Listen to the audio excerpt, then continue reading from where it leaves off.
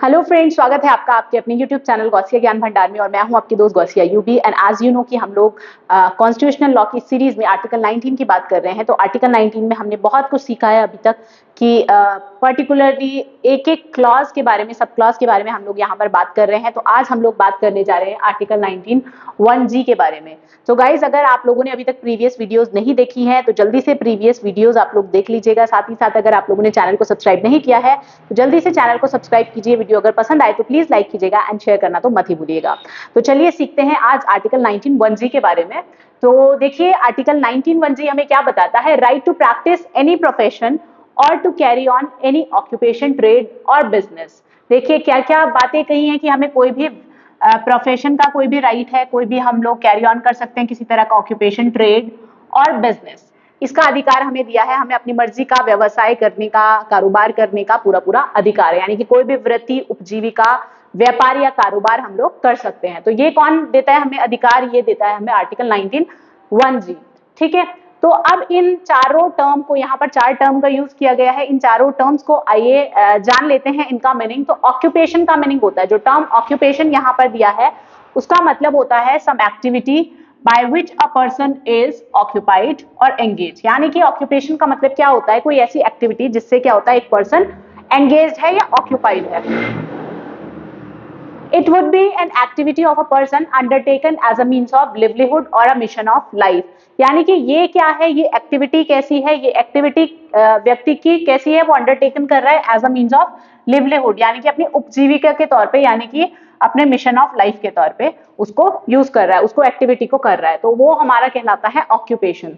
बात करते हैं टर्म प्रोफेशन की। तो प्रोफेशन को भी इंटरप्रिटेट किया गया है टू मीन एन ऑक्यूपेशन, यानी कि ये भी ऑक्यूपेशन का ही एक तरह का मीनिंग है जिसमें रिक्वायर होता है, requiring the exercise of intellectual skill often coupled with manual skills. यानी कि जब ऑक्यूपेशन में रिक्वायर हो इंटेलेक्चुअल स्किल्स, जब इंटेलेक्चुअल स्किल्स उसमें डाल दी जाती हैं या फिर कोई मैनुअल स्किल्स के साथ में होता है तो वो ऑक्यूपेशन क्या होता है? प्रोफेशन कहलाता है। ओके, तो आपको ध्यान रखना है।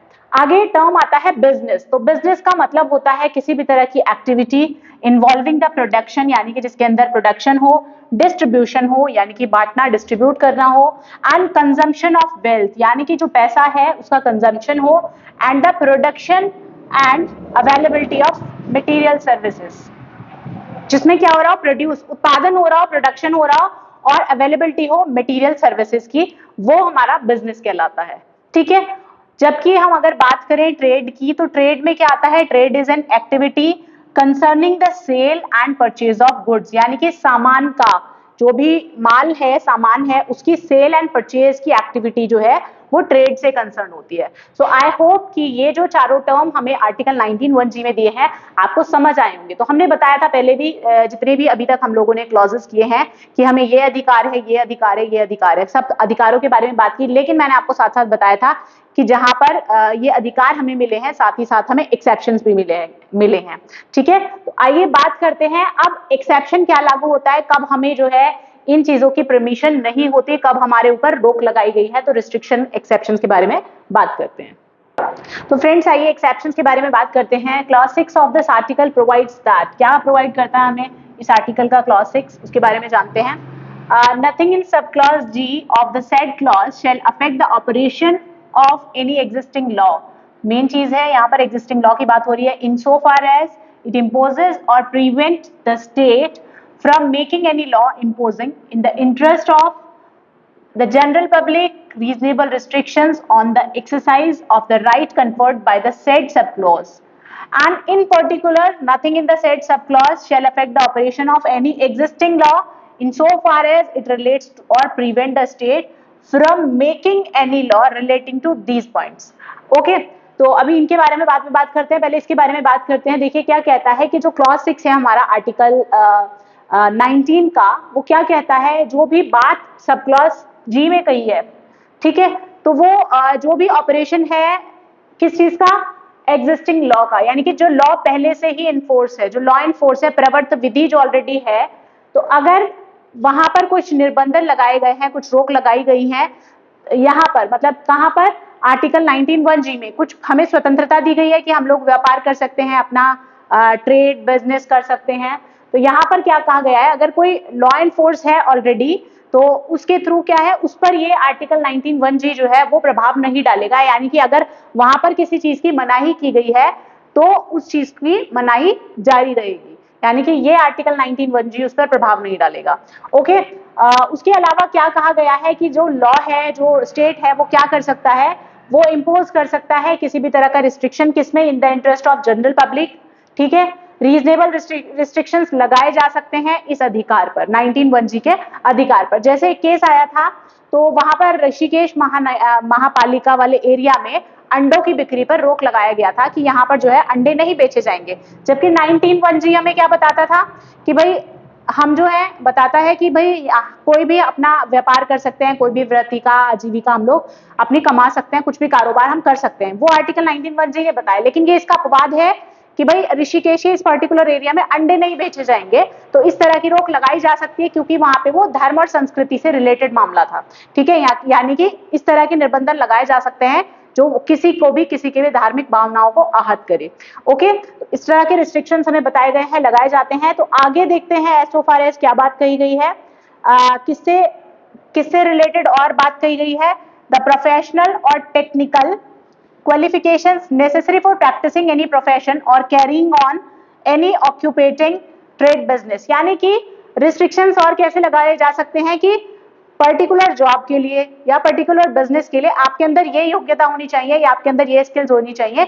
ऐसा नहीं है कि मुझे डॉक्टरी के पेशे की कोई नॉलेज नहीं है, किसी अदर प्रोफेशन से हूं और मैं जबरदस्ती कहूं कि नहीं मुझे तो डॉक्टरी करनी है, तो इस तरह के जो है हमारे ऊपर रिस्ट्रिक्शंस इंपोज किए जा सकते हैं, पर्टिकुलरली सेट किया जा सकता है कि क्या प्रोफेशनल और टेक्निकल क्वालिफिकेशन आपको जरूरी है किसी पर्टिकुलर प्रोफेशन के लिए। ओके, आगे कहता है the carrying on by the state और बाय कॉर्पोरेशन ऑन और control by the state of any trade, business, industry और service whether to the exclusion complete और पार्शियल ऑफ सिटीजन और अदरवाइज, यानी कि कोई भी वृत्ति है, कोई भी हमारे पास रोजगार है, कोई भी बिजनेस है, कोई भी सर्विसेज है, चाहे वो पूरी तरह से कंप्लीट पूरी तरीके से हो या पार्शियली हो, सिटीजन्स के लिए या अन्यथा, वहां पर क्या किया जाएगा, यानी कि अगर स्टेट ने कोई भी किसी भी तरह का इम्पोजिशन लगाया है इन सब चीजों पे, यानी कि अगर ये राज्य जो है अपने कंट्रोल में इसको रखना चाहता है, जैसे हम लोगों ने पहले भी बात की है पब्लिक वेलफेयर के उसमें, पब्लिक इंटरेस्ट के संदर्भ में,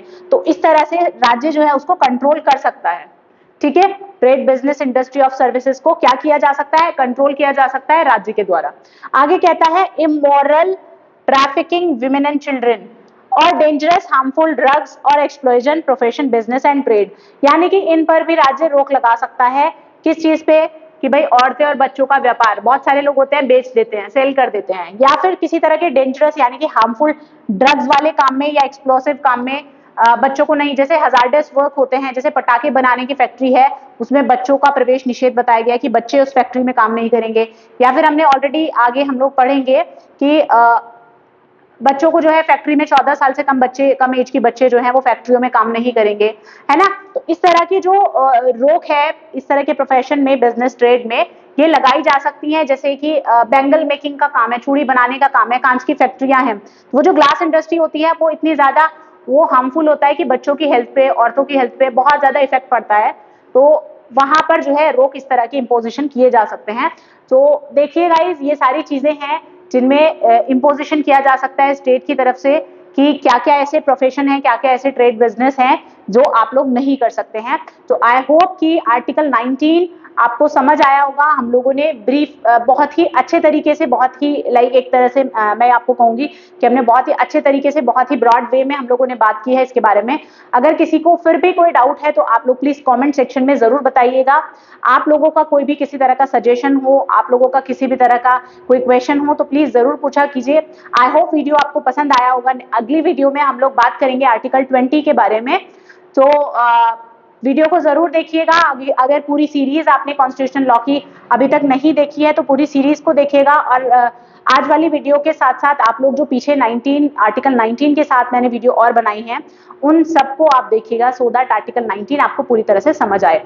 तो गाइस, वीडियो को लाइक कीजिएगा, शेयर कीजिएगा एंड चैनल को सब्सक्राइब करना मत भूलिएगा। Thank you so much for watching. खुश रहिए, मुस्कुराते रहिए।